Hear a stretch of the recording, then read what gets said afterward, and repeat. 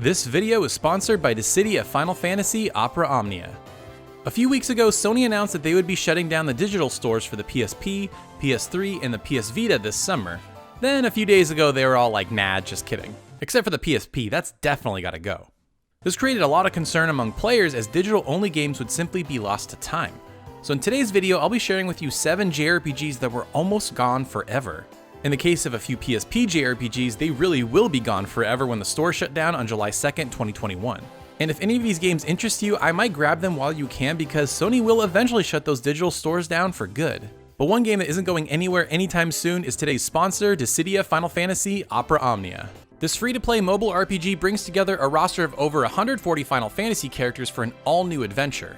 With a roster this massive, it allows for more fun story opportunities with characters from different games that were never possible before. My go-to team for a while has been Balthier, Tifa, and Vivi, but every now and again, I gotta show my girl Lightning some love.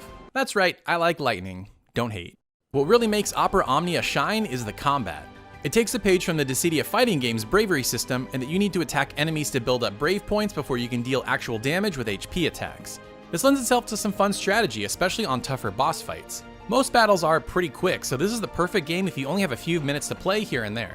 Right now, the game has a spring campaign running with free multi-draw tickets to use on the spring banners, and if this is your first time playing, you can get some pretty strong weapons for Cloud, Squall, or Lightning for free. Y'shtola also has a brand new burst weapon that you have 5 free chances to get until May 6th. To start playing for free today, download the game from the link in the description. One of the more unique games on this list is Battle Princess of Arcadia's, and that's really saying something once you see the rest of the games on this list. In the game, you play as Princess Plume trying to defend her kingdom from a horde of monsters. The story is pretty decent, it's kind of quirky, it's got that typical NAS America style, but really, at the end of the day, it's all in service of the gameplay. I will say it only has Japanese voice acting, but it's pretty good and pretty charming, so even though when you're done with the gameplay and the side-scrolling combat segments, really fun to experience the story. Now, as you've seen already, this game is really looking like Odin Sphere. It's kind of a cross between a side-scrolling action RPG and then a strategy game. That's right, for the most part, it's a side-scrolling action RPG where you have 10 playable characters, actually more than 10 playable characters, all with different unique movesets and different weapons, so you can customize them with different weapons and armor, and there's lots of different moves each one has. It's really cool. But then in certain battles, you have to control a larger army in the background while simultaneously doing the side-scrolling combat. It's kind of interesting. It can be kind of a tricky balance, but it's pretty fun and definitely very unique. And then sometimes you have a big boss battle and you have to control waves of different characters to help you with this boss battle. And again, it's kind of unique, kind of strange, but honestly pretty fun. Now, it's not quite as smooth. The animations are a little janky compared to Odin Sphere or really anything that Vanillaware does, but it's still a pretty solid game nonetheless. I have to say, it has a great art style. All the colors are really saturated and they really pop out. Everything kind of has this sort of crystallized look to it, everything from the characters, all the little details on their outfits, to the trees in the background and all the enemies. And the soundtrack itself is also pretty varied with everything from J-pop to kind of orchestral stuff to rock, so it's a little bit all over the place, but I really liked it. So if you're a big fan of Vanillaware games like Odin Sphere, definitely check this out, it might be worth a look for you. From the team that brought us Khuldoon, This Is an RPG comes Legacista. Simply put, it's a dungeon-crawling JRPG that you can dump endless amounts of hours into. The story is that our hero, Alto, is trying to find a way to lift the curse from his sister, and to do that, he needs to explore ruins to find an ancient weapon. And so, like I said at the beginning, it's a dungeon crawler. A lot of it has to do with randomly generated dungeons. You're trying to find keys to go to the next floor, you're trying to get better gear, you're trying to fight bosses that drop even better gear, and so on. The layouts are pretty kind of basic, but each one has their own traps, different enemies, and sometimes you can use the traps to fight the enemies if you time it right, and sometimes the traps help you, like they're healing items. What's also cool is it has a character creator, and it's pretty in-depth, and what's neat is it has some pre-made Disgaea characters, so if you're like, I'm not good at this, I don't know what to make, you can actually just use characters like Laharl and other different characters from past Disgaea games. Personally, I didn't really like the in-game art. I hate that all their body parts are kind of disconnected. It looks really weird. However, I do like the in-game art for the story segments. It's really nice, it's really polished, it has a lot of character to it, but that in-game stuff, not for me. Now, like most games on this list, there is no English voice acting, it's only Japanese voice acting, but it's pretty good. It's in line with things you might find in a Disgaea game. So if you like dungeon crawlers, getting a lot of value out of your games, and games that are a little bit more quirky, then you might want to check out Legacista.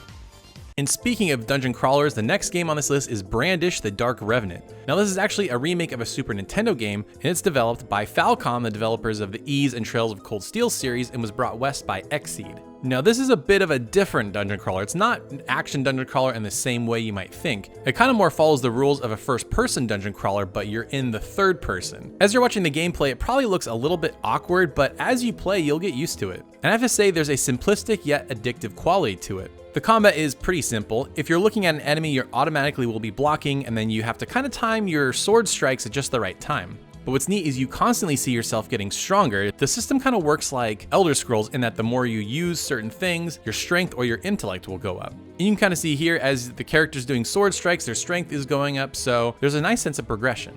And the map will fill in as you explore, kind of like Etrian Odyssey, and again, it has this very simplistic yet addictive quality to it, or maybe that's just me and my OCD. Now I will say the game does have weapon degradation, so your weapons will break, which kind of sucks, but what's neat is you can actually fight with your broken weapons if you don't have anything else, so at least you're not totally out of luck. The other thing is that this game has some really neat boss battles, like for example, there's this spider that has these other spiders that drop that kind of turn into exploding bombs, and you kind of have to time the bombs right, so a lot of times the boss battles are pretty innovative and make good use of the game systems. Now this is one of the few games on this list that really will be gone forever when the PSN store closed for the PSP on July 2nd, so if this looks interesting to you at all, grab it now before it's gone. Next, I want to talk about a pair of Chemco RPGs, the first of which being End of Serenity. Now, honestly, this is a pretty standard throwback JRPG made on the RPG Maker engine.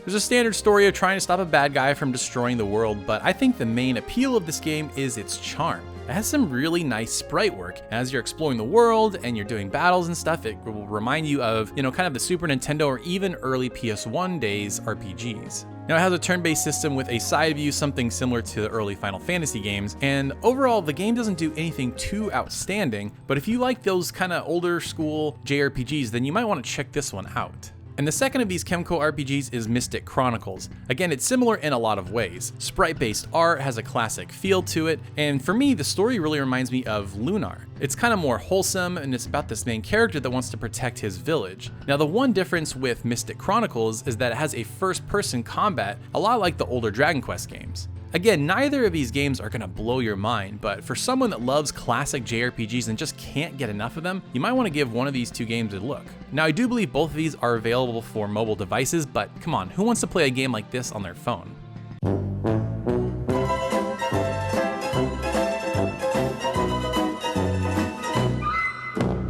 For the only strategy RPG on this list, we have Summon Night 5. When the game begins, you can choose between two protagonists, the gun-wielding Fulf or the pole-arm user Arca.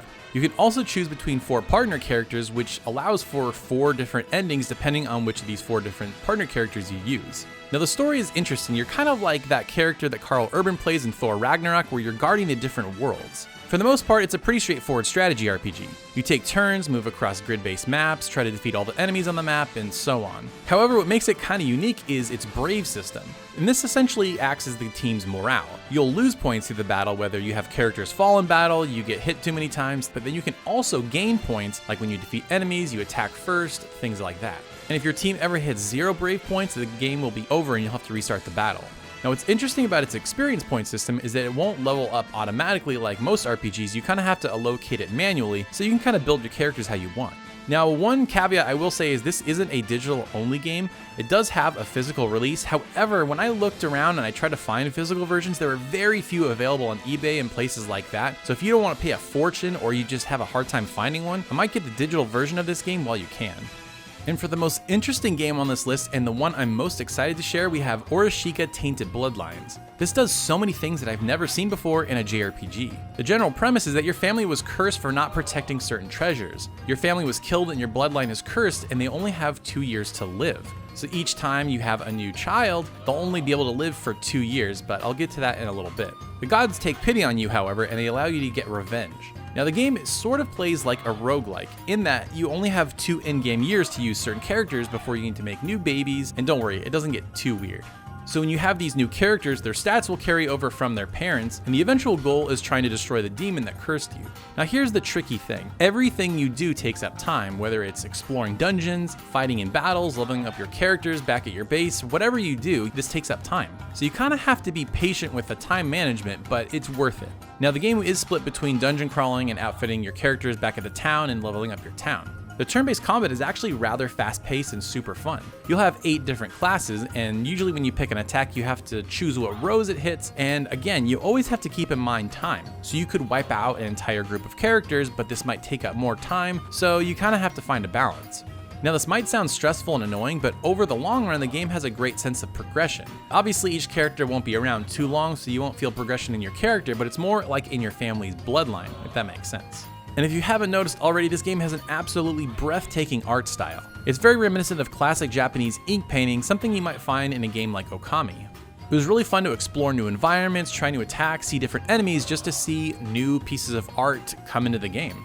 Now what's interesting is the difficulty slider on this game doesn't really have to do with necessarily challenge, but it's really more about how long you want to play the game. Now if you want to play on a harder difficulty, it could take you 100 hours, but if you don't want to take that much longer, you can play for closer to 30 hours.